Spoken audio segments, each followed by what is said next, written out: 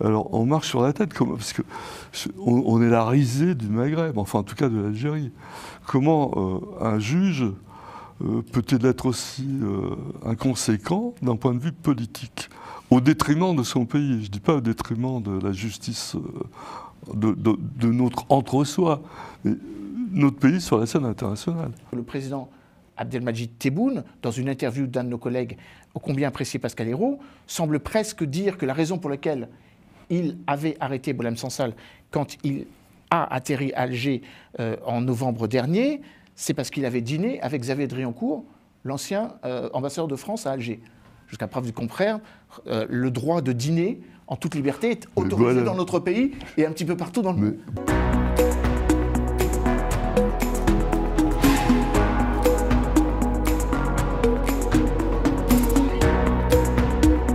Bonjour à tous, bienvenue dans Africactu numéro 19, toujours chez Global Africa Télésud et toujours évidemment en compagnie de notre complice préféré, Emmanuel Dupuis, Monsieur Emmanuel Dupuis, président de... C'est réciproque, cette complicité est réciproque. Bonjour Emmanuel, président de l'IPSE, l'Institut de prospective et sécurité en Europe, et avec un œil très très perçant, pas iranien, perçant, sur l'Afrique. J'aime votre subtilité. Alors, parce que c'est aujourd'hui le jour de la fête nationale iranienne. Le personnage en vedette, on va dire, tristement, c'est le fameux cow-boy décomplexé qui se fait appeler Trump et qui normalement on devrait l'appeler Trump parce que c'est une famille allemande d'origine. Son grand-père, Friedrich, a immigré en Allemagne au XIXe siècle, et enfin à la fin. Et c'est la famille Trump qui est connue en Bavière, enfin qui a plusieurs racines en Bavière. Voilà. Donc M. Trump, le cow-boy décomplexé en chef, il a encore frappé très très fort ces jours-ci. Il a carrément, du jour au lendemain, supprimé l'USAID. Alors l'USAID, chacun sait que c'était l'entité d'aide américaine pour les pays en voie de développement. Eh bien, pour l'Afrique, j'ai trouvé le chiffre sur Jeune Afrique. En 2023, pas 24, mais 23, ça représente 17,4 milliards de dollars. Donc, les ravages vont être énormes. Donc, Emmanuel, qu'est-ce que vous inspire ce genre de décision? Déjà, il faut s'en désoler, parce que comme vous l'avez rappelé, USAID, donc l'équivalent de l'Agence française de développement, c'est l'Agence américaine de développement, est un mastodonte. Il est présent dans 150 pays, et pas seulement évidemment que sur le continent africain. Vous avez extrait le chiffre de 17,4 milliards, et il en est deux autres tout aussi intéressants pour vous montrer à quel point cela a un impact immédiat, direct, et sur le continent africain et sur tous les pays en développement. L'aide publique au développement américaine, c'est 64,7 milliards de dollars, dont 42,5 milliards de dollars prodigués par USAID. Donc à partir du moment où le désormais... tsar ou chef du département de l'efficacité gouvernementale, le bien nommé Elon Musk, qui a décidé de fermer les serveurs de l'agence, de licencier ou du moins d'appeler au télétravail, alors même que le président Trump avait fait un décret interdisant le télétravail, bref, mettant au chômage une partie du personnel, à peu près 7 à 8 000 fonctionnaires américains. Donc ça a des effets directs. Prenons par exemple ce qui se passe en RDC. La RDC, 70% de l'aide humanitaire venait de USAID. Donc c'est un manque à gagner, si j'ose dire, ou un manque à recevoir de près de 3 milliards de dollars.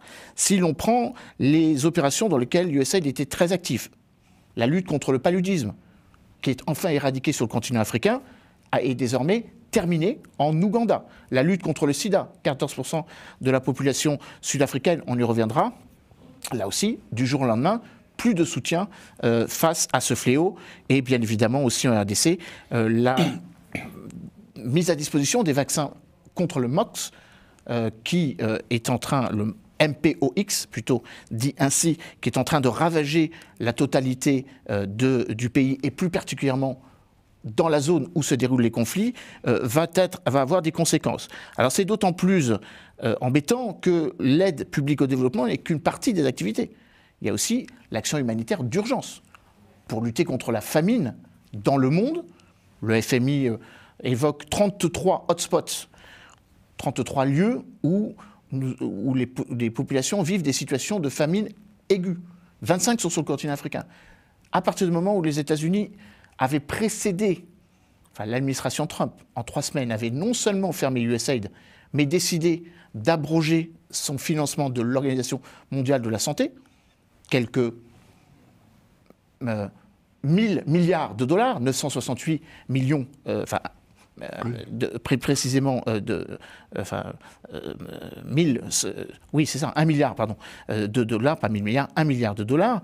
Cela va avoir des conséquences, ça va aussi avoir des conséquences directes.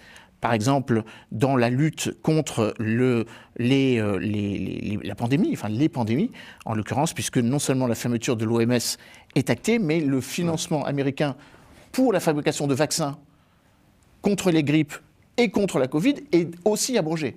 Donc on voit que ça a des conséquences absolument dramatiques, mais aussi, un paradoxe.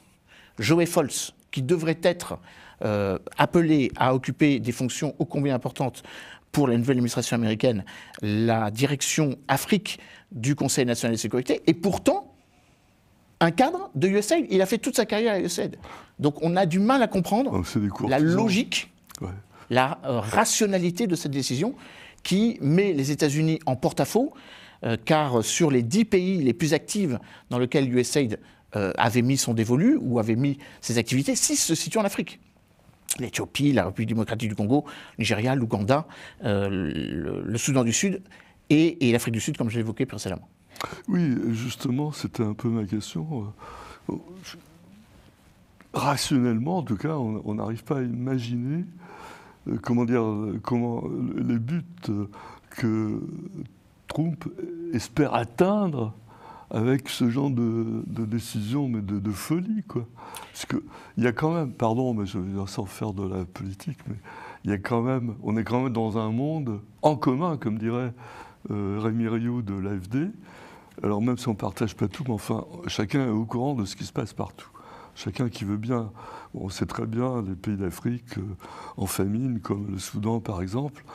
Donc on n'imagine pas qu'une personne qui soit à ce niveau de responsabilité soit dans l'inconscience de tout ça, quoi. Vous avez raison, on ne peut que rationnellement nous étonner de la cohérence de ces prises de décision. Alors ces prises de décision ont été médiatisées autour de la fermeture de l'USAID. Mais on va sans doute y revenir. Les sanctions qui désormais vont être effectives contre un pays africain, l'Afrique du Sud, exactement, par rapport à sa loi jugée une sorte d'apartheid à l'envers, puisqu'il s'agirait de faire du racisme anti-blanc, en tout cas de dénoncer ce racisme anti-blanc, tel que Elon Musk, je rappelle, Elon Musk est de nationalité, à la binationalité américaine et sud-africaine. Mais également, un autre élément qu'on avait évoqué lors d'une précédente émission, le fait que les États-Unis, qui pourtant veulent recréer une zone de libre-échange avec le continent africain, ont mis fin à l'AGOA, l'Africa Growth Initiative, qui avait été lancée par le président Obama, qui avait été soutenue par le président Biden et que Donald Trump n'avait pas touché lors de son premier mandat. Là, une de ses premières décisions, c'est de fermer cela. Autre paradoxe, une bonne partie des électeurs afro-américains, on donne le chiffre de 34 millions d'électeurs d'ascendance afro-américaine, ont vu la structure visant à fédérer, à développer une sorte de conseil de la diaspora, être fermée parmi les premiers executive orders. On a vraiment l'impression que Donald Trump met le continent africain à l'amende, parce qu'il est marginal dans la manière dont le président américain veut percevoir ses deals. Mais encore une fois, tout est dans le paradoxe. En même temps que je dis ça, le président américain appelle à une coopération active avec l'Égypte, des investissements financiers avec le Maroc, et bien évidemment de faire des deals avec l'Algérie, puisque une partie des 60 millions de dollars d'équipements que les États-Unis ont promis à l'Algérie participe aussi de cette réalité. Donc comme on l'a dit lors des précédentes émissions, et on le redit ici, il y a quand même des décisions un peu incohérentes de la part du président Trump. Oui, alors, on avait pris l'habitude de dire que les États-Unis étaient le gendarme du monde. Mais là, c'est plus que ça. C'est eux qui disent la loi, parce que, justement, il y a quelques jours, le 7 février, il a fait savoir, Trump, que les États-Unis ne fourniront plus ni d'aide ni d'assistance à l'Afrique du Sud, précisément, parce qu'il est question d'une loi que veut promouvoir le gouvernement sud-africain pour saisir les propriétés agricoles de la minorité ethnique des Afrikaners, sans compensation. Alors, vrai ou faux, parce que c'est Trump qui est cité là, vrai ou faux, je ne sais pas, dans les détails, mais de quel droit il se mêle des affaires de l'Afrique du Sud ? Alors, on en sait un petit peu plus depuis ces annonces. Premièrement, Marco Rubio, le désormais officiellement secrétaire d'État américain, a évoqué le caractère très critiquable de la loi du 23 janvier, c'est cette fameuse loi auquel vous faites référence, que le président Cyril Ramaphosa veut mettre en exergue pour confisquer une partie des terres qui appartiennent à une minorité, la minorité donc afrikaners, donc d'origine anglo-saxonne. Mais ce qu'on ne dit pas, c'est que cette minorité possède 72% des terres sud-africaines. Donc il y a une sorte d'apartheid économique à l'envers. Et donc, il y a 3 éléments importants dans cette décision. Premièrement, le président américain voit en Cyril Ramaphosa son antithèse. Un pays qui a désormais un PIB qui est sans doute le premier, qui a dépassé le Nigeria, ou qui tangente le PIB du Nigeria, avec quasiment 1 trillion, 1000 milliards de dollars de PIB, ce qui en fait le moteur non seulement du continent africain, mais également des BRICS, auxquels il appartient, et du G20, puisque pour la première fois, Cyril Ramaphosa est le président du G20. Donc une forme d'antinomie ou d'antithèse, défenseur d'un multilatéralisme qui implique les pays du Sud. Cyril Ramaphosa, tout comme Narendra Modi, se dépeint et se présente souvent comme celui qui porte la voix de l'altérité stratégique, ce monde tiers, ou ce tiers-monde, comme on l'appelait dans les années 70. Donc il est dans l'antinomie totale avec le président Donald Trump. Deuxième élément, Cyril Ramaphosa s'est rapproché d'un certain nombre de contendeurs de l'omnipuissance américaine, notamment l'Iran, puisque l'Iran fait désormais partie des BRICS depuis le sommet de Johannesburg, ce n'est pas innocent, en août 2023. Et puis, troisième, alors on pourrait parler aussi du rapprochement avec la Russie, d'évidence, puisque l'Afrique du Sud a rejoint les BRICS en 2009, rejoignant non seulement le Brésil, à l'époque le Brésil déjà de Lula et pas encore du président Jair Bolsonaro, l'ami de Donald Trump, mais également la Russie, mais également la Chine. Et puis le dernier élément, je crois qu'il est peut-être déterminant psychologiquement parlant. Cette décision américaine n'est pas une décision prise par l'administration américaine, c'est des décisions prises par Elon Musk, influencées par Elon Musk, d'ascendance sud-africaine, d'ascendance familiale afrikaner, dont la famille est propriétaire de terres qui vont être confisquées dans cette fameuse loi qu'il dénonce. Donc il y a beaucoup de cela, une sorte d'appropriation, de manière générique, une sorte de pipolisation de la politique étrangère. Tout ce qui me concerne ou tout ce qui met en danger ma liberté économique doit être critiqué. Donc je pense que Donald Trump est peut-être un peu suiviste sur la décision qui a été fortement murmurée par Elon Musk. D'ailleurs, s'il faut regarder en amont la manière dont les choses sont faites, Elon Musk dénonce des propos qui sont parfaitement critiquables de la part d'un leader politique qui fait partie de la coalition actuellement gouvernementale de Cyril Ramaphosa. Ce leader s'appelle Julius Malema. Il est à la tête d'un parti qui s'appelle les Economical Freedom Fighters, donc dans une logique très congrès national sud-africain. Je rappelle que l'apartheid a été aboli il n'y a que 35 ans, donc il y a quand même il y a toujours une logique et idéologiquement très proche de l'identité panafricaine, du droit des peuples à disposer d'eux-mêmes, ce qui avait donc apporté dans la foulée historique et j'allais dire dans le parfait héritage du combat pour la liberté de Nelson Mandela en 1992. Mais ce leader politique, c'est vrai, je me suis permis d'écouter son discours, appelle, peut-être de manière assez éthérée, à, je cite, égorger les Blancs. Ah, carrément. C'est dit dans un discours, c'est ce que Elon Musk remet dans ses différents tweets, où a évoqué le fait que pour l'instant, on ne toucherait pas aux Blancs, mais le pour l'instant est important. Et Elon Musk prend en fait à témoin Cyril Ramaphosa. Comment se fait-il que ce monsieur qui fait partie de votre coalition appelle à égorger les Blancs avec cette logique d'un apartheid à l'envers ne faut pas regarder très loin parce qu'il y a à peine une dizaine d'années, au Zimbabwe, c'est exactement ce que Robert Mugabe avait voulu faire. Exproprier les propriétaires terriens de cet héritage de la Rhodésie du Sud et la Rhodésie du Nord. Je rappelle que ça avait valu à Robert Mugabe d'être chassé du pouvoir.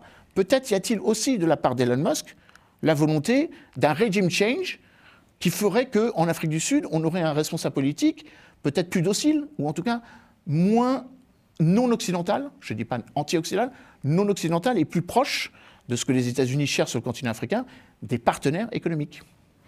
Bon, vous nous apprenez des choses très intéressantes. On comprend mieux quand même. Bon, cela dit... C'est une décision qui, pour moi, est aberrante. Alors, je me permets de préciser, cher Alfred, que non seulement il y a une critique vertement assumée, mais il y a la volonté américaine, dans les jours qui viennent, d'imposer des sanctions à l'Afrique du Sud. Oui, ce à quoi Cyril Ramaphosa a dit, mais qu'à cela ne tienne, en tant que président du G20, j'inciterai les 19 autres membres du G20 à aussi augmenter leurs taxes vis-à-vis des produits importés des États-Unis. Donc on voit que c'est un peu un jeu de, je ne dis pas un jeu du réponse du loup à la bergère, mais il y a un peu de montée en puissance d'un agenda, verbalement parlant. Cyril Ramaphosa est président de l'Afrique du Sud, c'est aussi le président du G20. Ça a aussi son importance. Bien. Alors, le grand événement de la semaine qui vient, le 15-16 février, c'est le sommet de l'Union africaine, d'autant plus grand qu'il va falloir élire le successeur de Moussa Faki Mahamat, qui vient au terme de son second mandat, donc il ne peut pas se représenter.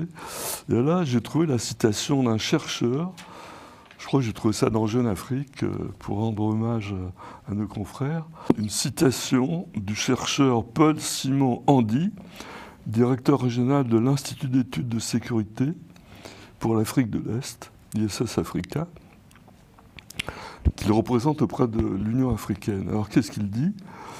Il dit « L'échec est collectif et incombe surtout aux États membres qui ne savent pas comment projeter l'Union africaine en tant que véritable représentant de l'Afrique dans l'arène internationale.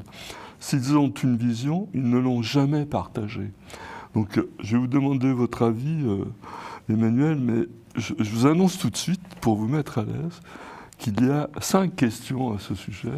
Je vais vous les énoncer, comme ça vous répondez dans l'ordre qui vous convient. Je ne réponds pas d'un coup, alors. Voilà, vous avez le temps de faire votre envolée. La première, partagez-vous cet avis? Bon, il y a plusieurs candidats. Est-ce qu'il y a un favori? La troisième, quel rôle joue l'Union africaine dans la résolution du conflit, en tout cas dans la tentative du conflit entre la RD Congo et le Rwanda? La quatrième, si le Burkina, le Niger et le Mali quittent la CEDEAO, est-ce qu'ils peuvent rester membres de l'Union africaine? Et la cinquième, comment s'organise le processus électoral? Alors, on revient à la première. Très roboratif. Ah ben là, vous avez tout le temps de nous exprimer, puisque aujourd'hui, nous n'avons pas d'invité. J'en profite. Il y a eu un dérapage de dernière heure. Donc, cher Emmanuel, est-ce que vous êtes d'accord avec ce chercheur qui dit que l'échec est collectif et incombe aux États? Alors, je serais beaucoup plus modéré que mon collègue, pour plusieurs raisons. L'esprit de l'Organisation de l'Unité africaine, celle qui a vu le jour en 1963, en fait, qui est l'ancêtre de l'Union africaine, qui voit le jour en 2002, avec l'idée selon laquelle les pères fondateurs de l'unité africaine, qui s'étaient d'ailleurs réunis à Casablanca en 1961, avaient donné l'idée qu'il faille trouver les moyens de l'unité, de la coopération économique. Ça, de ce point de vue, depuis en fait 2017, c'est accompli, puisque le retour du Maroc, après 17 ans d'absence, précisément le 31 janvier 2017, je crois me souvenir que ça devait être le 35e sommet, peut-être à vérifier, 34e ou 35e posé, peu importe le décompte, le Maroc vient donc remplir un vide. Tous les États africains sont membres d'une même organisation. Avec le Soudan du Sud, 2011, le dernier pays donc, qui a été créé sur le continent africain. Peut-être d'ailleurs demain, non pas 54 pays, mais un 55e avec le Somaliland, on en revient aux États-Unis, on subodore qu'une des premières décisions que le président américain pourrait prendre, c'est la reconnaissance unilatérale de l'indépendance de la Somalie, qui sera sans doute suivie des faits, car un certain nombre de pays africains vont le reconnaître. Pour le premier d'entre eux, l'Éthiopie. Indépendance du Somaliland. Du Somaliland, oui, l'indépendance du Somaliland. Parce que fait un lapsus de la Somalie. Pardon, du Somaliland, qui évidemment comblerait parfaitement les intérêts, ou répondrait aux intérêts stratégiques de de l'Éthiopie, je vais y arriver, qui a besoin d'un débouché maritime. Elle avait d'ailleurs, il y a de cela 3 mois, signé un partenariat décrié par la Somalie. Mais pour revenir à votre question, l'Union africaine existe sur le papier depuis, en fait, 1963. Sauf qu'à l'époque, en 1963, il y avait moins de pays qu'il n'y en a aujourd'hui, et qu'aujourd'hui, il y a sans doute d'autres pays qui vont venir la rejoindre. Deuxième élément, l'Union africaine, qui est une union économique avant tout, est devenue une union politique, à Durban, en Afrique du Sud, on y revient, en 2002, où l'Union africaine, un peu avec le même processus que l'Union européenne, est passée d'une zone de coopération économique à un marché unique, une zone de libre-échange, et désormais une zone où l'unité politique doit réunir les 54 pays, en fait, avec une petite subtilité, puisque un 55e membre non reconnu par désormais une majorité des États africains siège à Addis Abeba, la République arabe sahraoui démocratique, qui ne siège pas à l'ONU.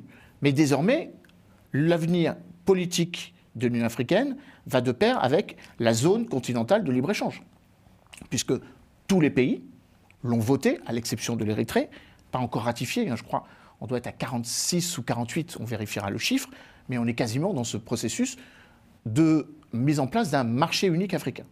Donc, je modère un peu la parole de mon chercheur. On a avancé petit à petit. Ce qui reste, par contre, mais d'une certaine façon, je reviens à sa comparaison, ce que vit le continent africain, le continent européen est aussi en train de le vivre. Peut-on parler d'une autonomie stratégique européenne? Dans les mots, oui. A-t-on une politique étrangère unifiée au niveau de l'Union européenne? Sur le papier, depuis 1992, le traité de Maastricht, oui. Et depuis la création du service européen d'action extérieure en 2011, oui. Mais dans la réalité, on voit bien que non. Vis-à-vis de Gaza, vis-à-vis des États-Unis, vis-à-vis de la crise, ou de la guerre, pardon, en Ukraine. Alors, pourquoi demander à l'Union africaine ce que nous n'arrivons pas à faire nous-mêmes? Puis on est loin d'y arriver. Et on est loin d'y arriver. Donc je pense que si l'on comparait, comparaison n'est pas raison à tout coutume de dire, l'Union africaine n'est pas si mal placée que ça dans l'approfondissement du commerce intra-africain. Elle est en train d'améliorer et donc d'augmenter sa partie qui était jusqu'à présent un peu lilliputienne, en tout cas pas suffisamment prégnante.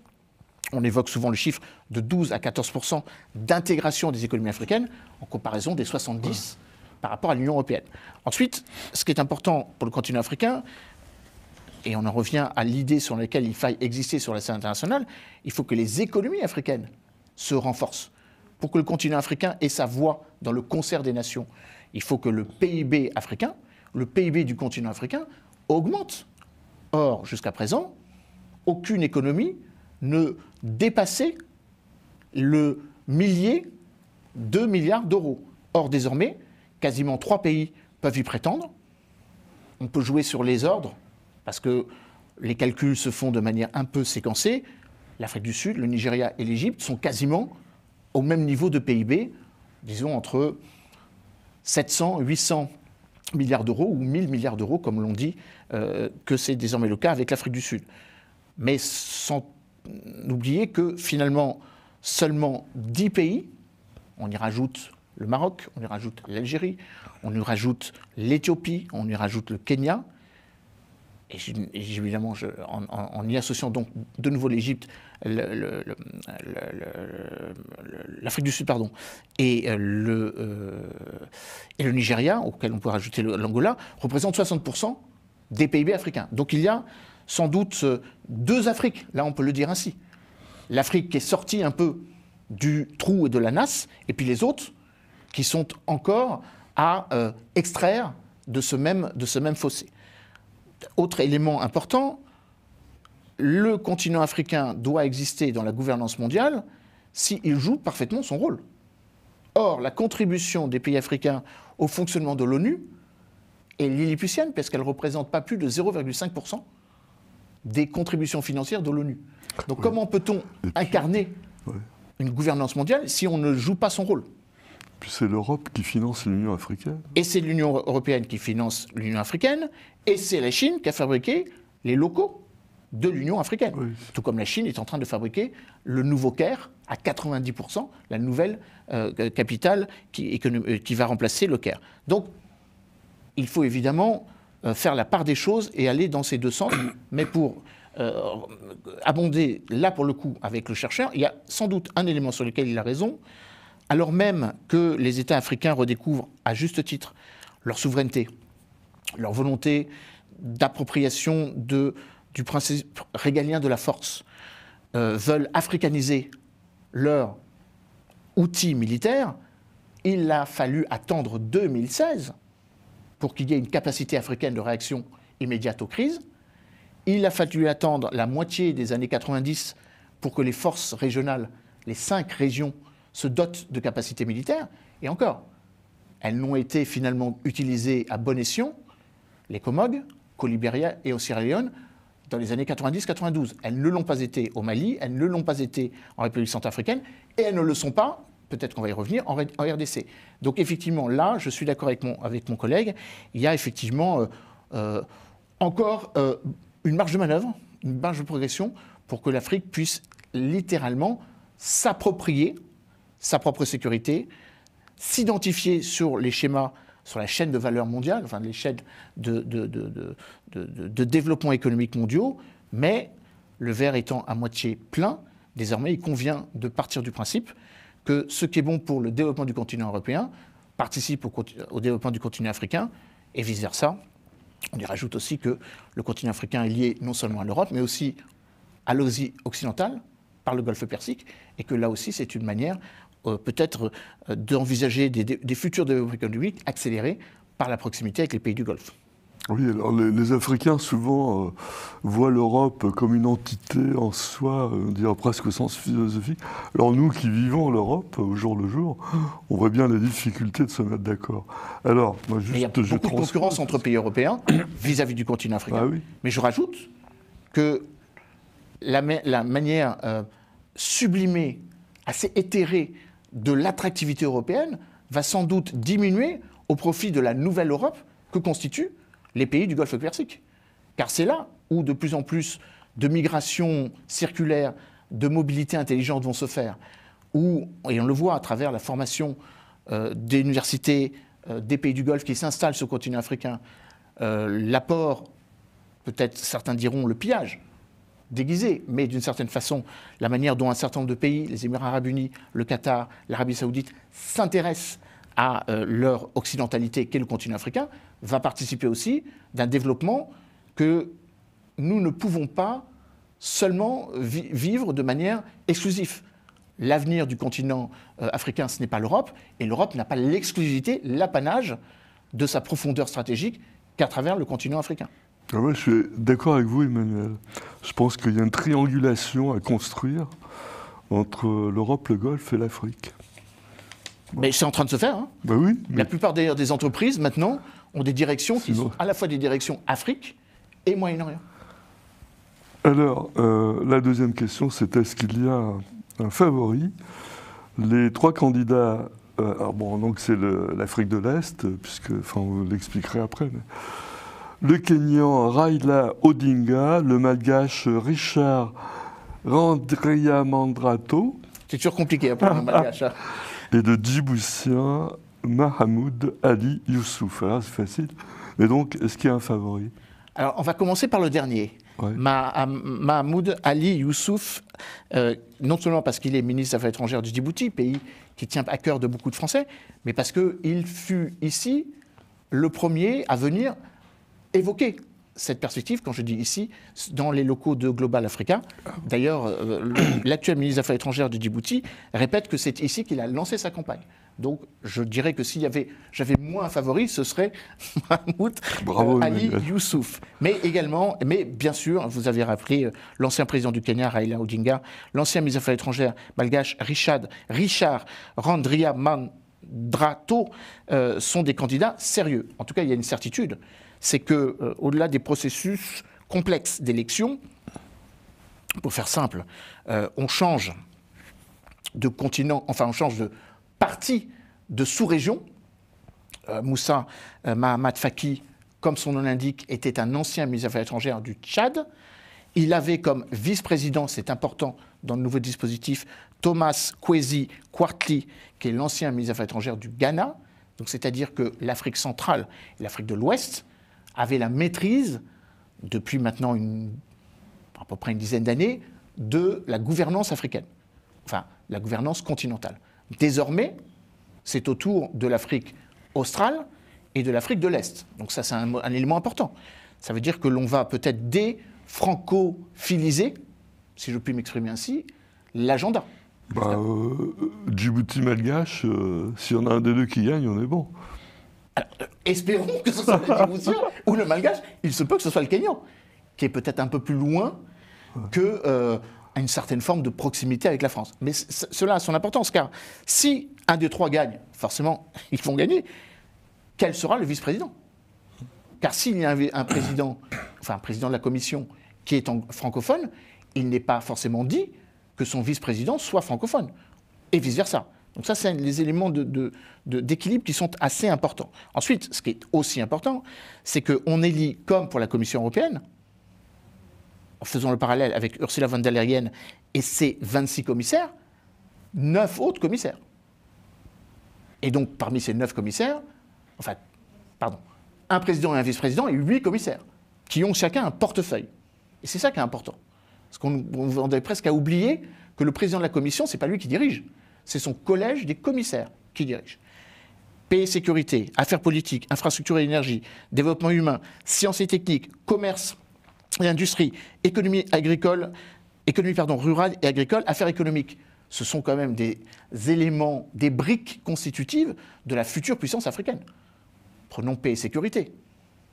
Sur les conflits qui malheureusement sont en train d'obérer la souveraineté, l'intégrité territoriale et mettent en danger la vie de nombreux Africains, c'est peut-être là où l'Union africaine a beaucoup son mot à dire dans la manière d'équilibrer, d'imposer ou tout simplement de monitorer, comme diraient les anglo-saxons, la paix sur le continent africain. Donc ça, c'est un élément qu'il faut avoir à l'esprit. L'autre élément, qu'on oublierait presque, mais je crois qu'il est tout aussi important, c'est que ce 38e sommet va voir élire le président de la Commission, mais va surtout voir le président actuel tournant des chefs d'État et de gouvernement de l'Union africaine changer aussi de nature.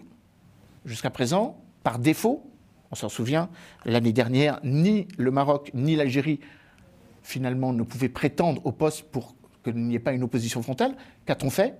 On a donné la présidence, un peu par facilité intellectuelle, si vous m'autorisez ce jugement de valeur, à Mohamed Ould Al-Ghazouani, le président de Mauritanie.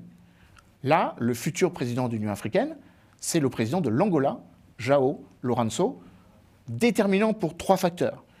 L'atlanticité du développement africain. L'initiative royale de la façade atlantique en sortira gagnant, puisque de la Mauritanie à l'Angola, la même perspective de lier les 23 pays de la façade atlantique. Et de ce point de vue, le président angolais a tout intérêt à essayer de pérenniser le développement d'une économie carbonée dont son pays dépend largement, puisque 91 ou 92% des rentrées financières proviennent de l'extraction des matières fossiles. Deuxième élément, on va y revenir sans doute, le président de l'Angola est à la tête du processus de Luanda, oui, dont le but est d'agir comme médiateur et facilitateur entre le président Tshisekedi de RDC et le président Kagame de Rwanda. Donc il est bon qu'on ait un président de l'Union africaine qui, en plus, a la mission ô combien difficile, ô combien bloquée pour l'instant, de trouver les moyens de remettre tout le monde autour de table de négociation pour que l'incursion des forces armées rwandaises arrivées désormais aux côtés du mouvement du 23 mars, le mouvement M23, puisse s'arrêter. Puis troisième élément, je crois que c'est un élément important, c'est qu'il est bon d'avoir un président tournant de l'Union africaine qui soit lusophone. C'est le cas du président angolais, qu'on ait un président de la Commission qu'ils soient francophones ou anglophones, et que vice-versa, on joue les diversités, les pluralités, pour bien montrer que le continent africain est entré dans une logique, certes d'unité, mais de diversité à 54.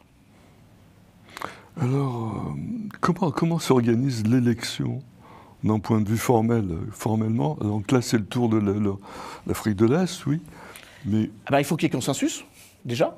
Ça va être compliqué. Consensus... Consensus, alors déjà... Au sens classique du terme, c'est... Hein?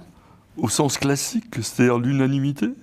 Bah, théoriquement, le principe, c'est qu'il y ait des tours de négociation, enfin des tours d'élection. Ah oui. Et que tant qu'on n'arrive pas au consensus, on vote pour qu'on obtienne le consensus le plus évident, ou en tout cas le moins dissensuel. Donc de ce point de vue, c'est vrai qu'avoir 3 candidats n'est pas forcément de nature à régler les choses, car les chefs d'État et de gouvernement auraient dû, mais d'ailleurs ça se passe toujours comme ça, quand vous regardez la manière dont l'élection à la tête de l'Organisation internationale de la francophonie s'est faite, c'était la même chose. Théoriquement, un nom s'imposerait, mais quand il y a multi-candidature, les chefs d'État et de gouvernement sont obligés de se mettre d'accord pour qu'il n'y ait pas, j'allais dire, urbi et orbi, c'est-à-dire au vu et au su de tout le monde, l'idée selon laquelle il y ait blocage. Ouais. Alors, il n'y aurait rien de pire que ce sommet, qui est un sommet important, parce que se déroulent actuellement 2 conflits dans lesquels les pays cités sont particulièrement impliqués. Non seulement la crise à l'est du Congo, enfin à l'est de la République démocratique du Congo, mais le Soudan, avec une résurgence, encore récemment, où le président Al-Bourhan semble crier victoire, mais sa victoire va s'accompagner de la poursuite des conflits. Je rappelle que le Soudan est limitrophe du pays qui héberge le 38e sommet, en l'occurrence l'Éthiopie. Oui, mais là, à ce stade, aujourd'hui, on va dire, le pouvoir d'influence de l'Union africaine sur la résolution des conflits, il relève purement de l'entre-gens, si on veut, des dirigeants. Il n'y a pas de moyens de pression réelle, il n'y a pas de force d'intervention opérationnelle. Alors, il y a sur le papier une force d'intervention, qui s'appelle la CARIC, c'est-à-dire une force de réaction rapide, qui est à la main du président de la Commission de l'Union africaine, et qui peut l'activer à condition, alors, à vérifier, est-ce que c'est une majorité qualifiée, c'est-à-dire les 2/3, enfin 55 ou majorité qualifiée, 55 ou 72% majorité qualifiée ou majorité qualifiée renforcée, toujours est-il qu'il faut qu'il y ait une majorité et qu'il y ait un accord pour impliquer cette force. Elle ne l'a jamais été, comme je l'ai dit précédemment. Maintenant, il y a théoriquement, au-delà de l'Union africaine, c'est comme ça que ça avait été décidé comme tel à Abuja en 1991, une complémentarité avec les 8 communautés économiques régionales. Et que la cohérence de l'Union africaine est complémentaire des capacités militaires des 5 forces régionales en attente, Afrique de l'Ouest, théoriquement Afrique du Nord, mais elle n'a jamais vu le jour puisque la communauté économique régionale d'Afrique du Nord, l'Union du Maghreb arabe, n'a jamais vu le jour. Mais toujours est-il que sur le papier, elle existe. Centrafricaine avec la communauté des États d'Afrique centrale, la SADC, la communauté des États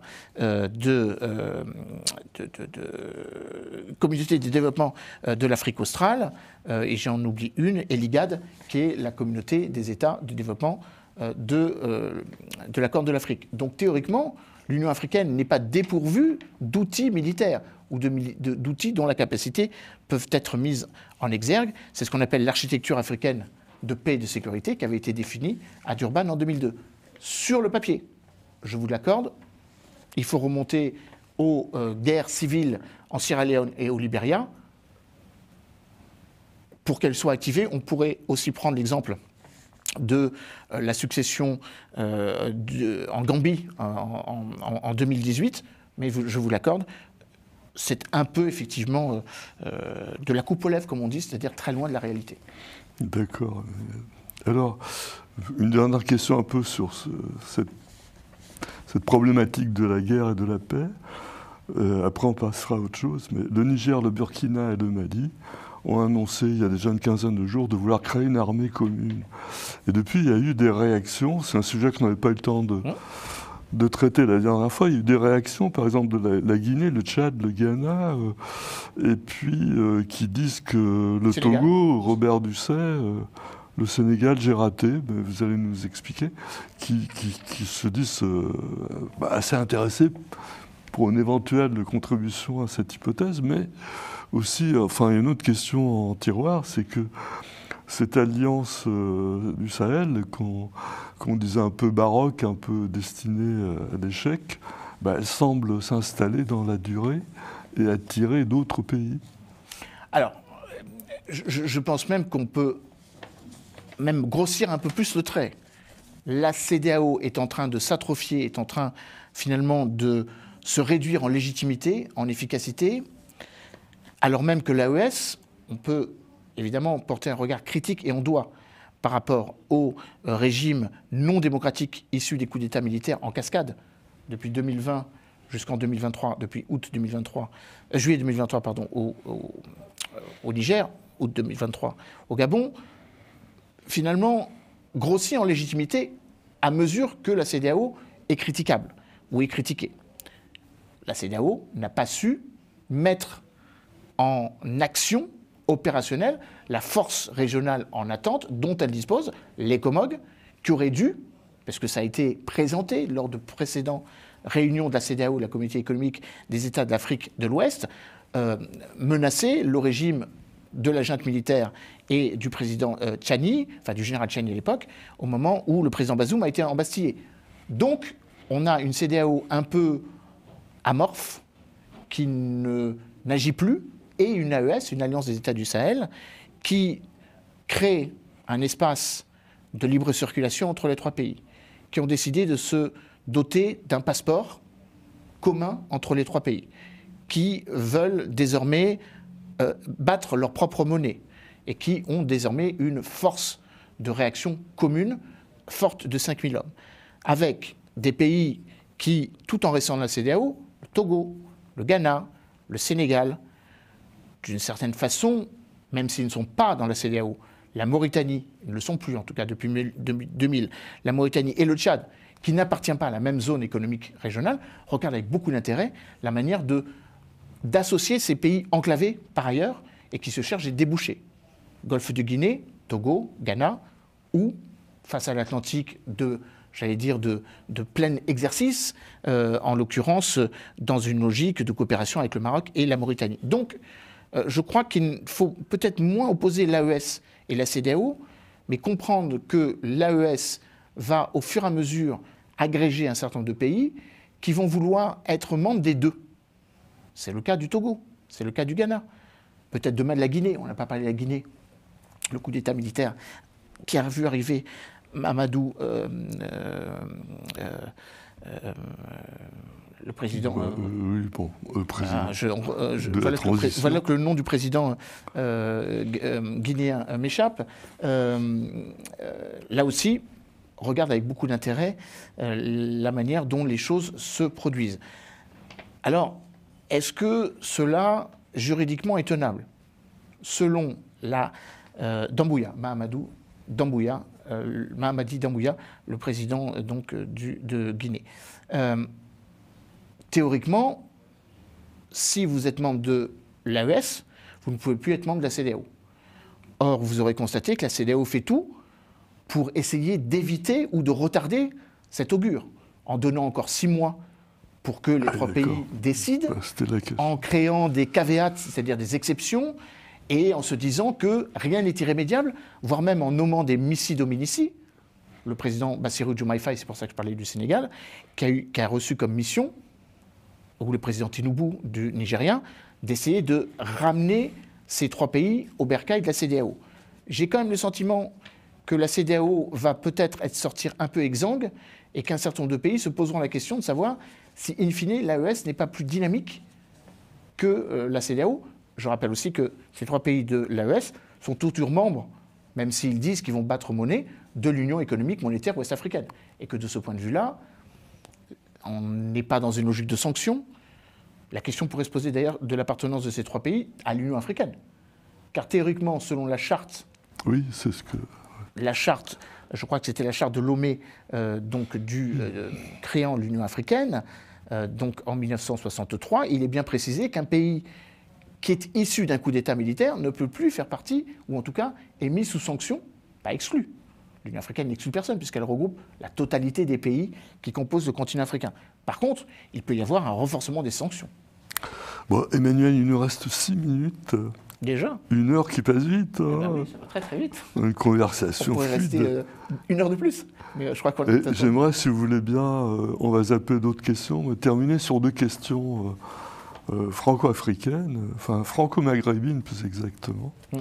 D'abord, cette hallucinante affaire de l'influenceur Doualem, algérien, parce que du coup, il n'est pas franco-algérien, il est que algérien, qui a des propos relevant de la justice et qui est expulsé par le ministre de l'Intérieur et qu'on est obligé de rapatrier parce que les Algériens n'en veulent pas, alors que c'est un de leurs compatriotes. Et in fine, c'est un juge français qui casse la décision du ministre. Alors, pendant ce temps-là, Boualem Sansal, qui est franco-algérien ou algérien-français, comme on voudra, c'est la même chose. Algérien, il n'est qu'algérien. Voilà. Il est toujours détenu en Algérie. Alors, on marche sur la tête, parce qu'on est la risée du Maghreb, enfin en tout cas de l'Algérie. Comment un juge peut-il être aussi inconséquent d'un point de vue politique, au détriment de son pays? Je ne dis pas au détriment de la justice de notre entre-soi, mais notre pays sur la scène internationale. Alors déjà, quand vous dites que nous sommes la risée du Maghreb, j'inverserai la charge.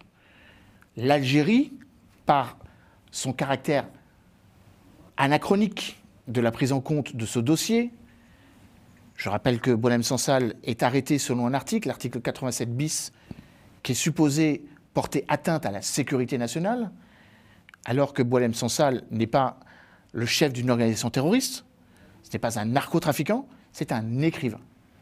Un écrivain, comme l'a rappelé l'ancien président du groupe du club d'amitié, de l'amitié franco, de l'association d'amitié franco-algérienne, Jean-Pierre Chevènement, l'ancien ministre de l'Intérieur, en disant qu'on n'arrête pas Voltaire et qu'on peut critiquer, ce que Boualem Sansal a dit.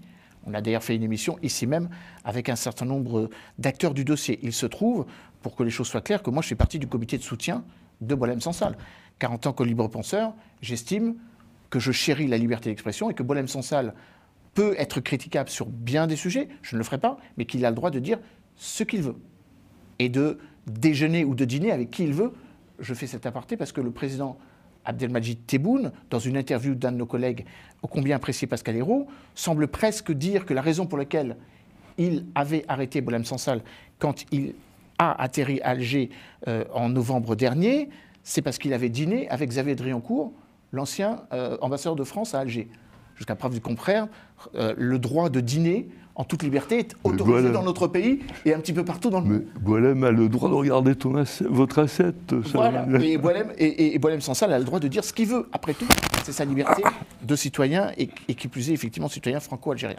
Alors cette histoire résonne en fait en creux. Premièrement, elle vient rappeler que la France et l'Algérie, au-delà de l'affaire Boualem Sansal, ont beaucoup de comptes à régler. Deuxième élément, que tout le travail qui avait été engagé avec la commission de Benjamin Stora, avec l'avancement progressif du rôle reconnu de la France dans une certaine forme de responsabilité par rapport à la colonisation. On remonte à l'accord stratégique quasiment signé, d'ailleurs il n'avait pas pu le faire, entre Jacques Chirac et le président Bouteflika en 2003. On remonte aux décisions prises par le président Nicolas Sarkozy par le voie de son ambassadeur Bernard Bajolet, ambassadeur de France à Alger, évoquant la responsabilité française pendant la guerre d'Algérie et avant, en tout cas depuis 1830. Et on en vient à Emmanuel Macron, qui reconnaît la responsabilité d'un certain nombre d'actions que nous avons menées, qu'il nous faut regarder avec lucidité, mais également avec intelligence et avec réciprocité. Le problème, c'est la réciprocité. Car dans les propositions que nous avons faites, d'avoir une relecture précise, intelligible de la relation entre nos deux pays, à travers la mise à disposition des archives. La France a livré 2,5 millions d'archives aux autorités algériennes. On attend toujours la réciprocité. La France a livré les crânes des résistants, on les présente comme tels, qui s'étaient opposés à la présence française à la moitié du 19e, entre 1830 et 1849-1850. Ce travail a été fait. La question de Boualem-Sansal est prise en otage des deux côtés, comme un moyen pour les Algériens de montrer que finalement nous voulons, selon leurs termes, instrumentaliser l'affaire Boualem-Sansal, selon le thème qu'il aurait des proximités intellectuelles et politiques avec des mouvements que l'on pourrait qualifier de droite ou de droite extrême, c'est son droit, après tout. Et puis, de l'autre côté, évidemment, le fait que l'Algérie, en refusant le retour des quelques 8000 citoyens algériens ayant l'obligation de quitter le territoire français, c'est à peu près le chiffre. Le président Tebboune dit qu'il y en a moins de 100, enfin, le ministère de l'Intérieur dit qu'il y en a beaucoup plus que ça, en l'occurrence entre 6000 et 8000, on est plus proche d'ailleurs de 8000, avec l'idée selon laquelle Boualem-Sansal est pris en otage dans tout ça. Et que ce n'est pas l'histoire de Boualem-Sansal en tant que telle, c'est l'histoire, ça ramène à une difficulté intrinsèque que le président algérien a vis-à-vis des autorités françaises et que le président français a bien du mal à répondre, car ça ne se joue pas seulement entre Paris et Alger, mais ça se joue entre Paris et Alger, Paris et Rabat, Rabat et Alger. Car in fine, toute cette affaire a commencé comme une riposte, une réponse. Les téléspectateurs le savent, et on le redit. Le début de l'affaire, ce n'est pas l'arrestation de Boualem-Sansal le 24 novembre quand il est arrivé à Alger, c'est la décision d'Emmanuel Macron, la lettre que le président français a adressée au roi marocain Mohamed VI, reconnaissant le projet d'autonomie du Sahara comme la solution pour l'administration des provinces du sud marocain.